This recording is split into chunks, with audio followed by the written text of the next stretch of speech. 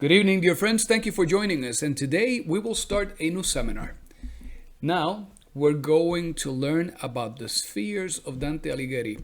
These are the spheres of hell. And you will find that this is indeed a very interesting seminar.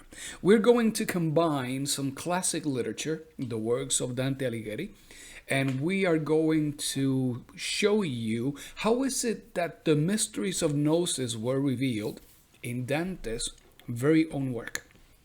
But because Dante is such a very important character, what we will do is that we will start by explaining a little bit of who is Dante, what is his work, and who is Virgil, who is the man accompanying Dante in his journey down into the spheres of hell.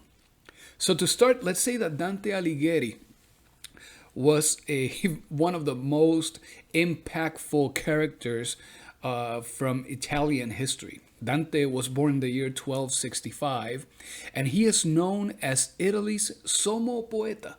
That means that he is known as the greatest poet or the supreme poet in Italy. His most interesting work is comedy, and it is considered indeed the greatest literary work composed in the Italian language. This is work that was done in the late 13th century, and 8 centuries later, this work continues to be just as impactful and just as profound. But maybe you don't know his work as comedy. Maybe you know it as divine comedy. And the reason it is referred to as the divine comedy and not comedy is thanks to a man of name Giovanni Boccaccio. Giovanni was born in the 14th century, and he was a Renaissance humanist.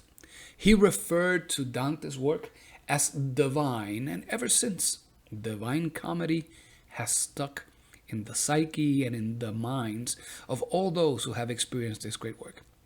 Now, when Dante was 12 years old, he was promised in marriage to Gemma di Manetto Donati. It is important for us to remember that all of the great masters lived their lives in symbols.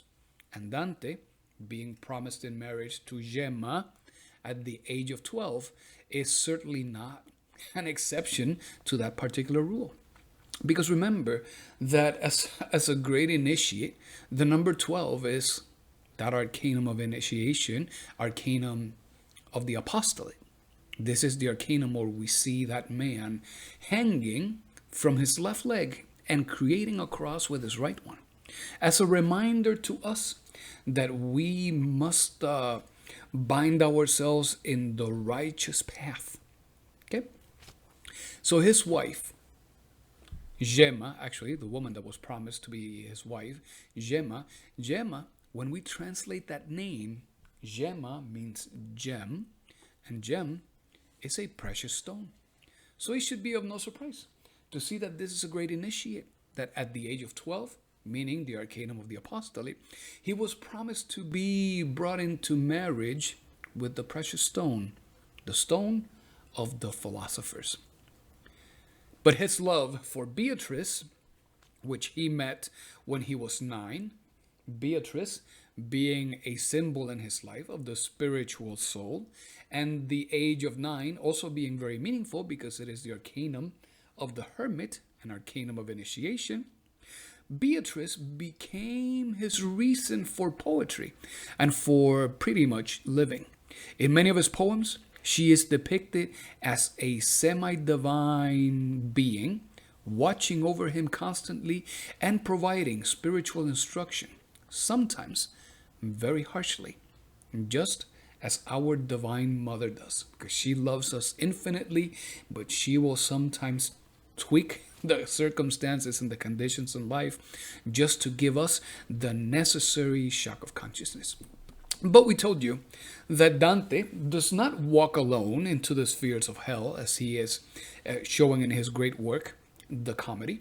He walks with a man, and this man happens to be his spiritual teacher, his master. This is This is Pluvius Vergilius Maro, and we know him as Virgil.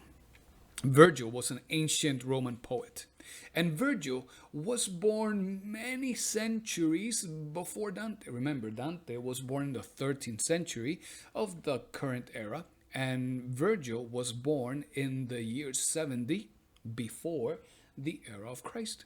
So maybe 130 years earlier. So Virgil, an ancient Roman poet, he's ranked as one of Rome's greatest. He is known for three major works in Latin literature. So he is known for the Eclogus, he is known for the Gorgias, and he is known for his epic Aeneid.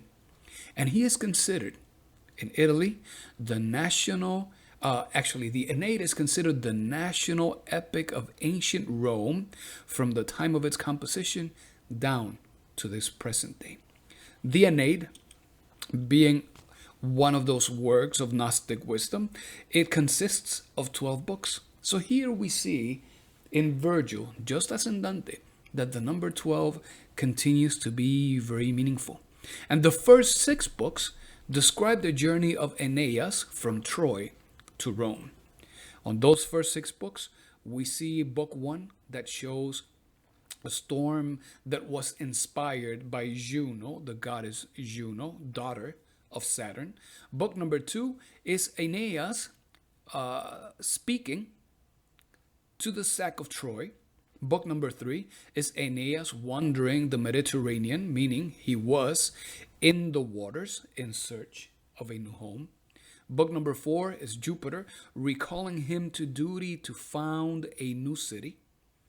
Book number 5 is Aeneas' father, Anchises, a mortal lover of Aphrodite. That is, his father dies. And then book number 6 is the Cumean Sibyl, a priestess at the oracle of Apollo, conducting him into the underworld. So Virgil, another great initiate who has left humanity, veiled within his works the mysteries of Gnosis. So Virgil, in his book number 6 of the Aeneid, he shows a descent into the underworld. And the Divine Comedy is also a descent into the underworld. And it so happens that every culture has its own version of what this underworld is. Among the Sumerians, and when we speak of the Sumerians, we are speaking about a culture that existed 2,300, 2,600 years before the era of Christ. Among the Sumerians, hell is known as Kur, and the Sumerian afterlife, it was known as a dark, dreary cavern located deep below the ground, where the inhabitants were believed to continue a shadowy version of life on earth. That bleak domain was known as Kur, and it was believed to be ruled by the goddess Ereshkigal. The souls in Kur were believed to eat nothing but dry dust. So we can see here that there is an element of torment into the souls that descend into the Sumerian hell. But the Egyptians also had their version of hell, and they saw it like a lake of fire. It is said that at death, a person faced judgment by a tribunal of 42 divine judges. Their actions, all of their actions in life, they were weighted against the feather of truth. And Anubis, the archon of karma, is the one who judged. And Hermes Trismegistus, Thoth, the thrice great god Ibis of Thoth, he was the one scribing the results.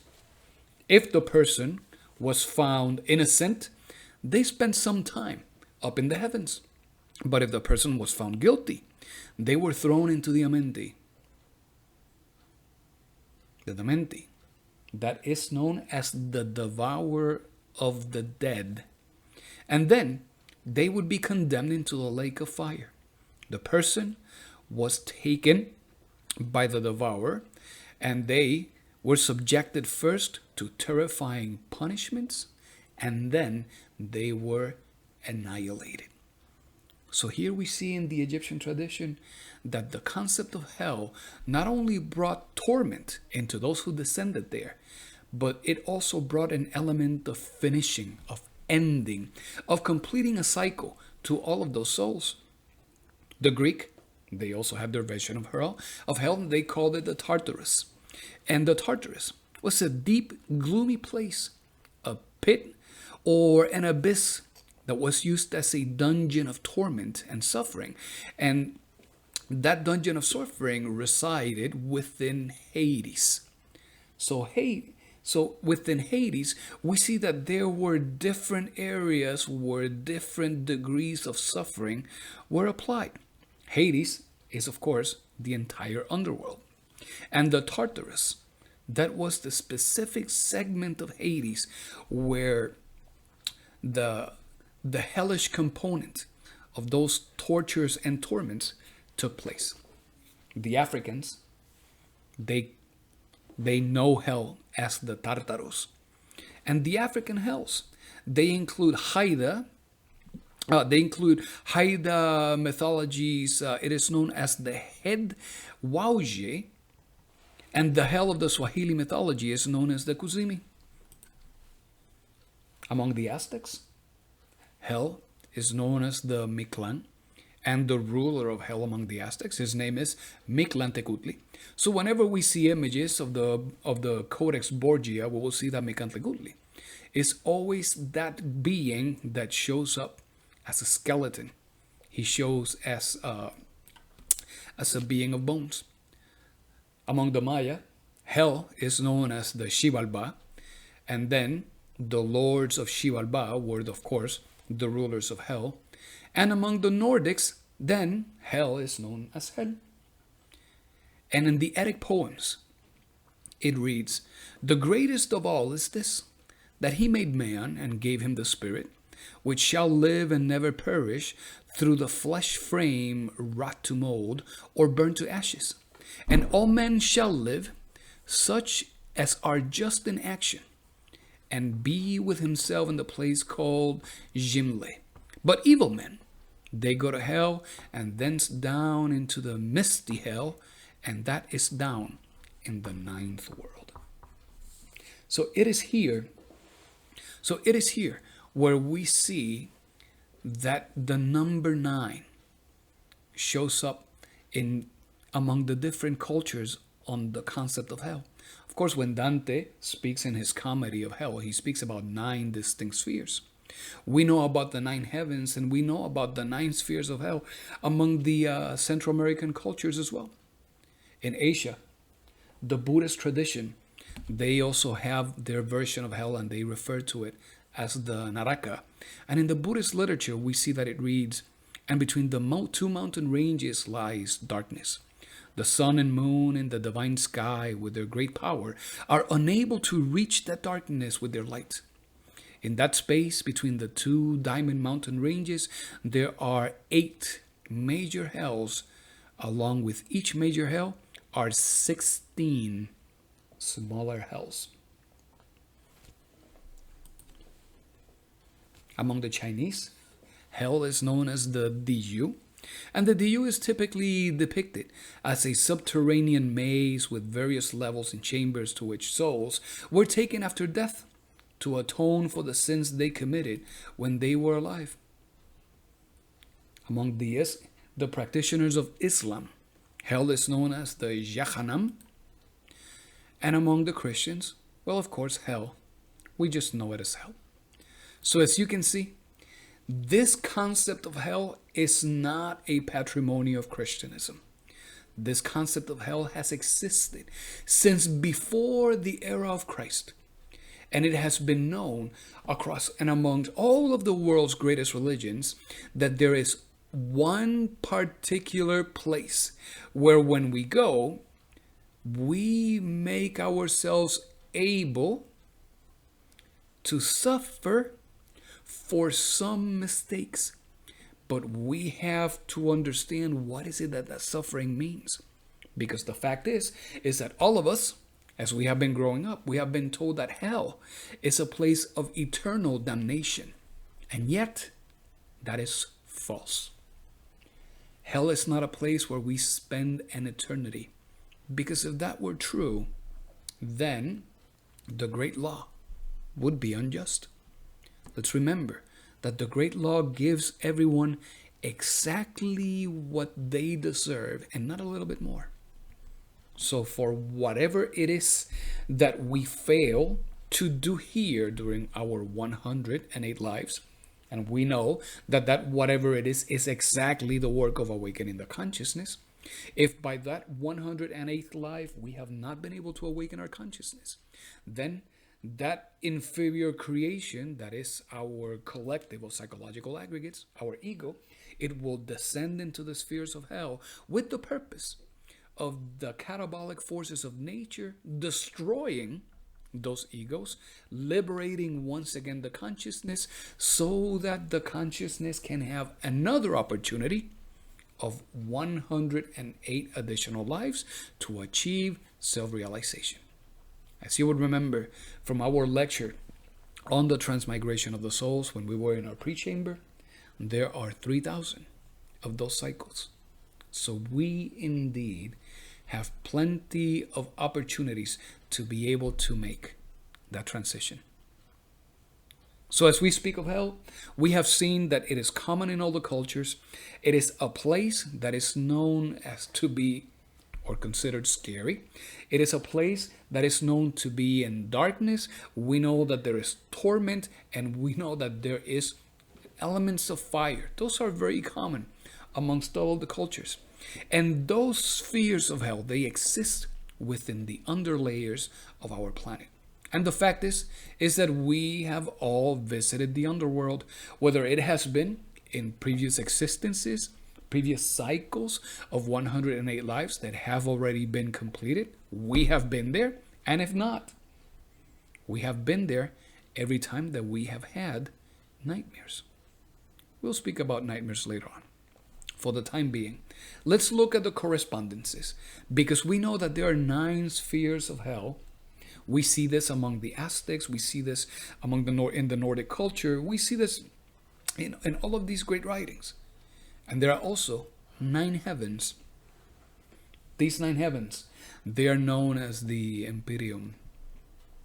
This is where these are the divine spheres of heaven. And these divine spheres of heaven, they are the dwelling of God and of all of the elected. Now, these elected, these are not just the 144,000 that people take literally out of the Bible, out of the sacred scriptures. Let's remember that with the Bible being a book written in symbols, when we see in that book of Revelation that number of 144,000, that number is meant to be taken Kabbalistically. So 144 is 1 plus 4 plus 4. How much is that? 1 plus 4 is 9. 9. And 9 is the mystery of the hermit. That is the arcanum of initiation. So it is those who reach that experience of the internal initiation, the ones who will come to experience one of the many different or various of the different realms of the heavens. So there are 9 heavens. And Samael tells us this when it comes to those 9 heavens. He says what really happens is that these 9 heavens, they have an atomic center of gravity exactly in the center of planet Earth. He says, in other words, the 9 heavens, they gravitate in the central atom of the Earth, extending beyond the solar system. So what we see is that the very center of gravity of those 9 heavens exists in this planet, just like they exist at the center of the other planets of our solar system, just as it exists on the other planets of the many other solar systems that exist within our constellations and the galaxy and the many galaxies in the universe.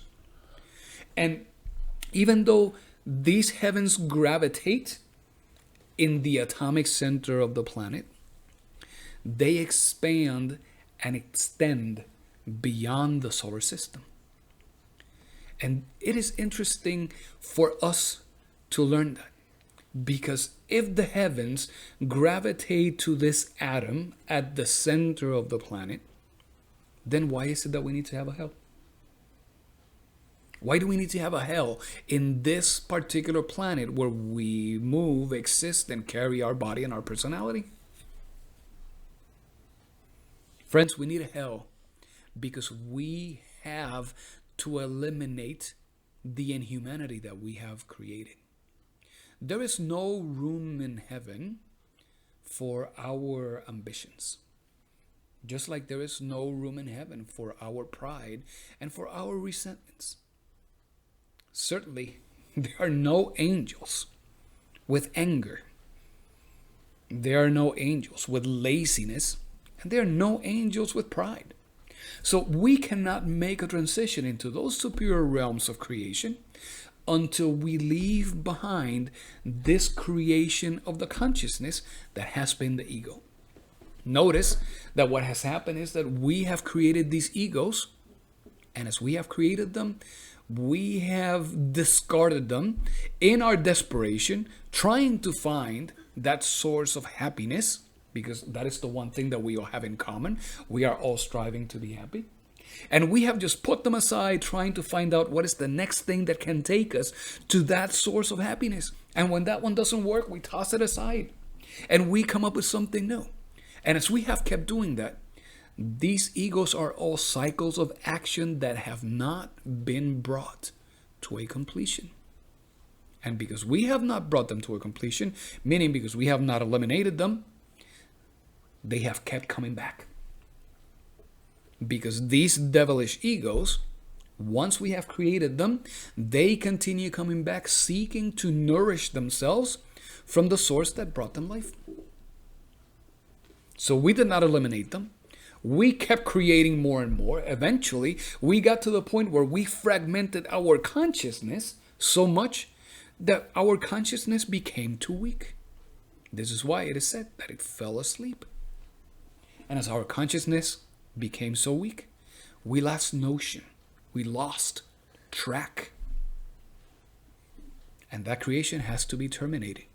And the only place where that creation can end, if we don't bring it to an end, has to be brought to an end by a power, a force that is superior to the mind. If we work voluntarily eliminating these egos, we would then invite the work of our Divine Mother Kundalini. We would do self-observation, we would comprehend the ego, we would invoke of our Divine Mother, we would be able to eliminate it. Those who are single, they would be able to practice something like Vajroli Mudra. They will be able to transmute their creative energy, invoke of their creative mother, and destroy the ego. Those who are married, they would be able to then come and practice with the super dynamic of love. Together, join their electrical power, invoke of their divine mothers, and use all of that collective power to destroy the ego. That's the way that we would do it. But that is only when we do the work voluntarily. If we don't do it like that, the fifth aspect of our Divine Mother will take care of destroying the ego. So as you can see, our Divine Mother will always destroy the ego. If we do it voluntarily, we work with our third aspect, our Divine Mother Kundalini.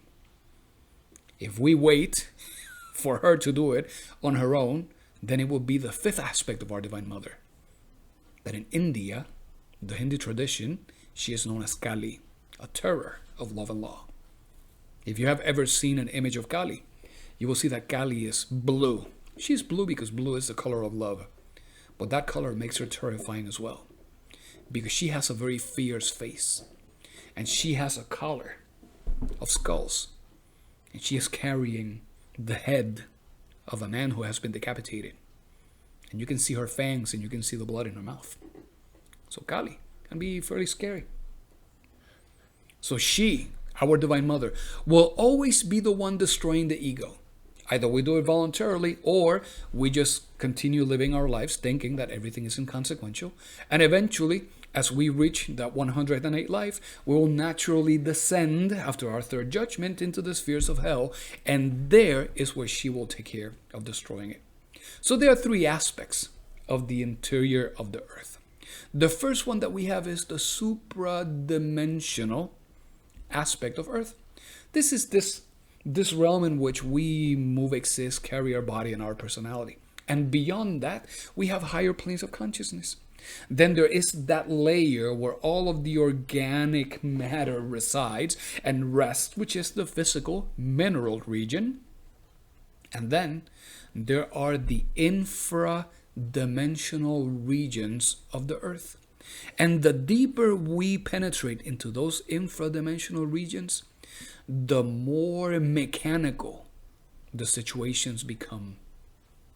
The more laws are creating influence in each one of those infradimensional spheres.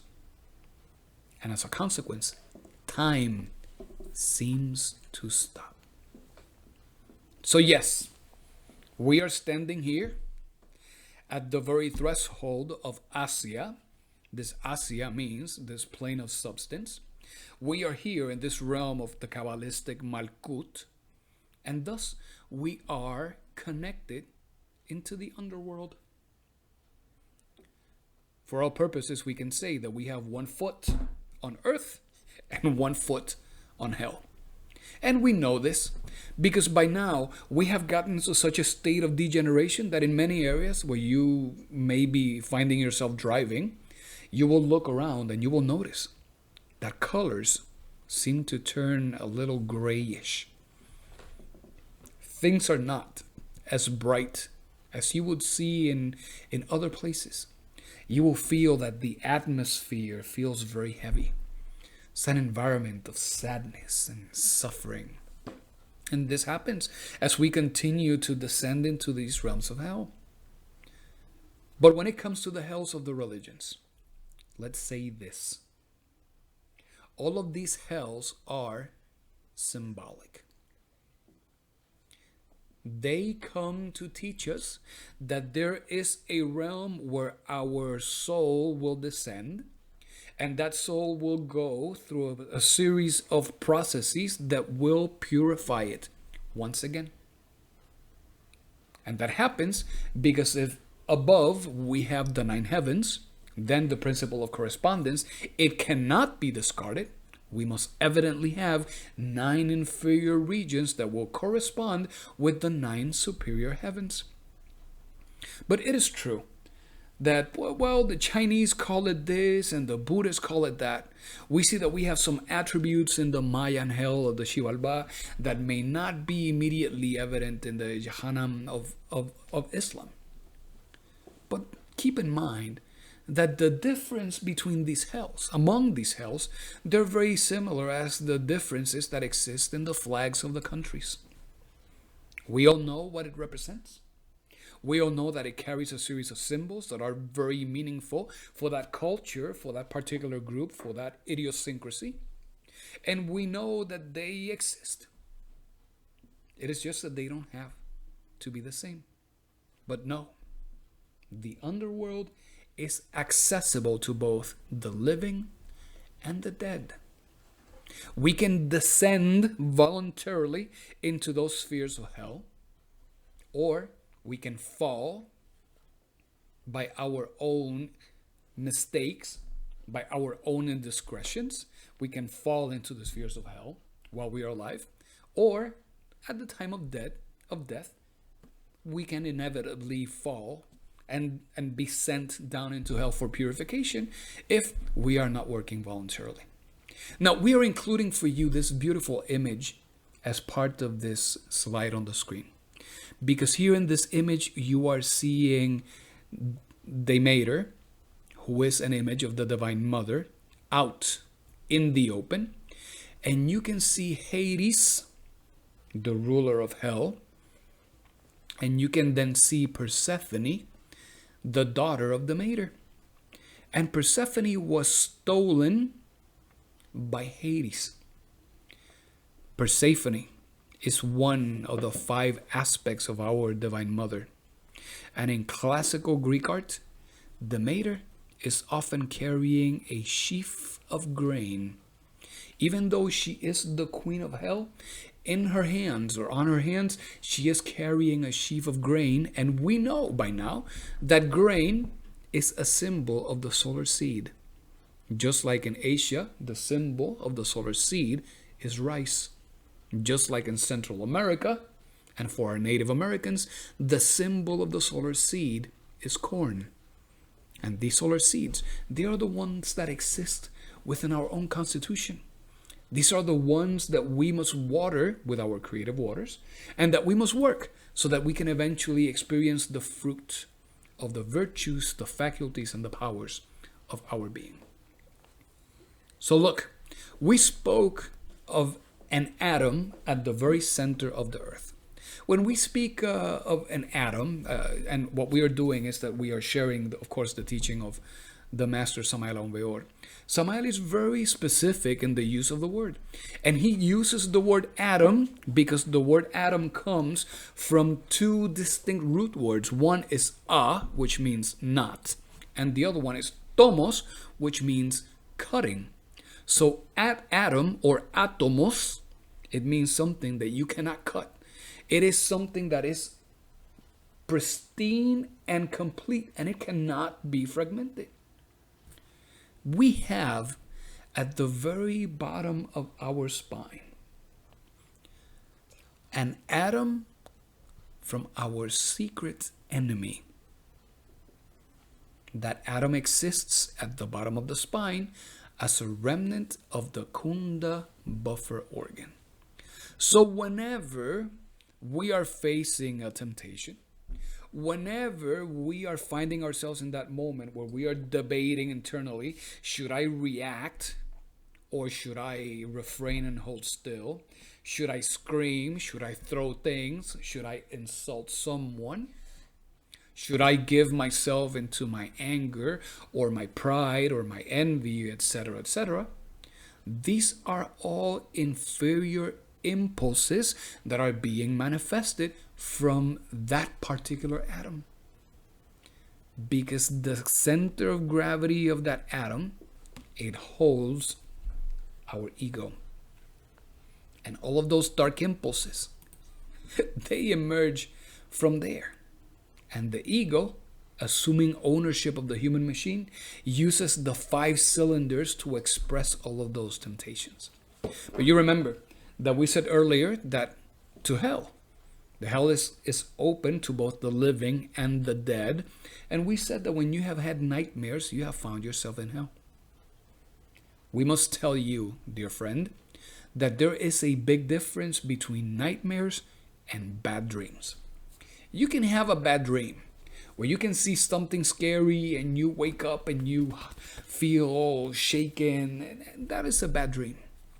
But when you have found yourself in the dream state and you have found yourself followed or being run after a creature, where you have seen yourself trying to scream and the scream will not come out of your throat, where you have tried to fight someone in that dream and your arms feel so heavy that you cannot move them and fight, when you have tried to run away but your legs feel like they are made of stone and that they are so heavy that you cannot move them, dear friends, we want you to know that you have been in hell.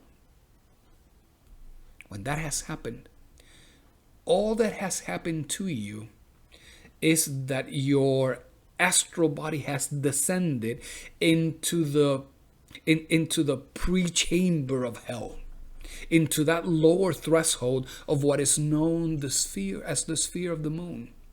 And at that particular place, that sphere of the moon is governed by 96 laws. Here, this physical plane is governed by 48. The astral plane is governed by 24. The mental plane by 12. You see, there are a lot less degrees of freedom as you move up to the point where you have none and you are completely free. But the deeper you go into hell, the more the laws. And if at 96 laws, it is so difficult to move, if it is so difficult for you to scream, because you will try to scream and nothing will come out, and you will immediately come back into your physical body all shaken, then we can imagine the different torments that can be experienced in hell. So remember, there is a difference between a nightmare and a bad dream. And now you know that the nightmare involves you descending into those particular spheres. But let us tell you this. Just like we have a visible spectrum of light, we know that when it comes to light, we have a whole spectrum that goes from low frequency, those things that we identify as radio waves, and then that frequency increases where we go through microwaves and the infrared. Infrared is that space under the red that we see in the rainbow. We have a very tight, narrow band of visible light in which we'll see those 7 colors of the rainbow. But immediately past that violet, we walk into the ultraviolet region, the X-rays, the gamma rays, etc. Just like we have a visible spectrum of light here in this realm of creation, there is also a spectrum of light that manifests in the lower spheres of hell. And as we cover the different spheres in our upcoming lectures, you will see the different tones and colors that manifest in these particular regions of creation. All right, so we can descend into hell because descending is not the same as falling. Descending is voluntary. Falling is because of indiscretions, because of ignorance, because of not good things. So for us to consciously descend and experience those realms of hell, we need to develop a series of faculties. And Piotr Uspensky speaks of these faculties in his 3rd canon of thought. Friends, for all purposes, we need to develop a spatial sense. We need to be able to awaken the faculty of unfolding consciously in our astral body. When we do that, not only we can descend voluntarily into hell and do specific works that have to do with the elimination of our ego working in that flaming forge of Vulcan, but we can also ask our innermost for the tests of the guardian of the threshold. In our astral body, we can invoke our innermost and we can ask the innermost for the test of the elements. So unfolding in the astral body is certainly a very important ability that we must develop. Now, as we are approaching the end of our lecture, we want you to know that we have igneous zones. These are zones of fire. We have water zones. We have zones of air. And that many inhabitants of hell, they linger in the region of fire. Many others linger in the regions of air. And others linger in the regions of water, while others linger in the mineral region. Remember, these inferior spheres, these infra dimensions, they are concentric spheres. And just like here, we have elementals that exist in the air, in the fire, in the water, and on the earth. The same thing happens with our psychological aggregates as they are descending into the spheres of hell. And just as some are going through the torments, there are other monads that are on their transmigrations, coming up those very same zones as they go from the mineral kingdom to reach the plant kingdom and the animal kingdom and then the human kingdom. So you know what? I think that we can leave it at there for today. This has been our introduction into the spheres of hell today. So we spoke today about Dante Alighieri, who is the author of the comedy. We spoke about Virgil, his master, and how these are two prominent initiates who gave the wisdom of gnosis through their works. We spoke about hell existing in all of the world's great cultures and religions. We spoke about some of their similarities, and we also spoke about the laws and the different conditions that exist within hell itself. So we are very grateful to Master Samael for this lecture called The Introduction into the Spheres of Dante, and we are grateful to the sources out of which we were able to get these images to be able to put this material together for you. So, dear friends, this has been Introduction into the Spheres of Hell. Thank you so much for joining us this evening, and may all beings be happy.